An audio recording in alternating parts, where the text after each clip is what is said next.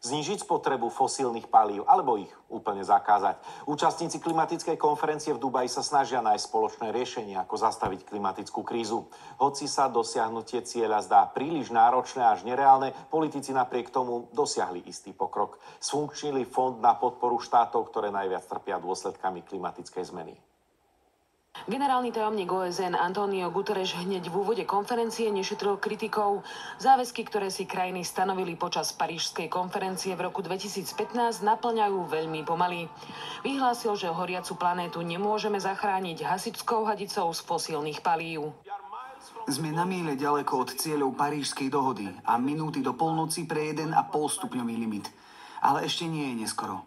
My môžeme a aj vy môžete zabrániť planetárnej havárii a spáleniu Zeme. Máme technológie, aby sme sa vyhli najhoršiemu klimatickému chaosu, ak budeme konať hneď. Summit hostí krajina, ktorá zbohatla práve na fosílnych palivách. Spojené arabské emiráty preto čelili aj kritike. Hovorilo sa, že chcú konferenciu využiť na uzavretie nových dohôd o ťažbe. Prekvapili aktívnym zeleným prístupom.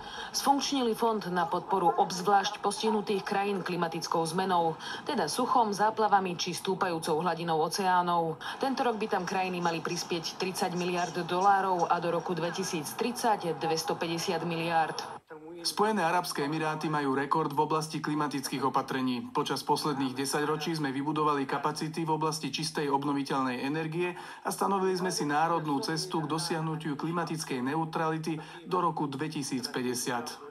Britský kráľ Karol III zas vyhlásil, že svet je strašne ďaleko v riešení klimatickej zmeny. Ak sa životné prostredie rýchlo neopraví, ohrozí to globálnu ekonomiku. Išlo o prvý veľký prejav ku klimatickej zmene od jeho korunovácie. Zuzana Čaputová lídrov vyzvala, aby sa pozreli do zrkadla a mysleli na budúce generácie.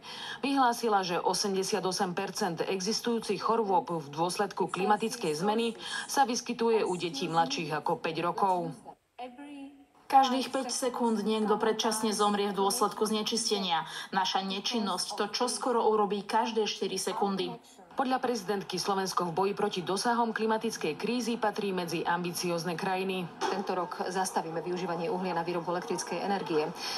Že náš mix na výrobu elektrickej energie z 85% je už teraz vlastne bezemisný. A to sú všetko samé dobré správy. Klimatický summit potrvá do 12. decembra. Prezidentka Zuzana Čaputová očakáva, že tak ako v lani, aj tento rok sa môže o niekoľko hodín ešte predĺžiť, kým lídri nenájdu jednoznačnú dohodu. Z Dubaja Katarína Vildová, RTVS.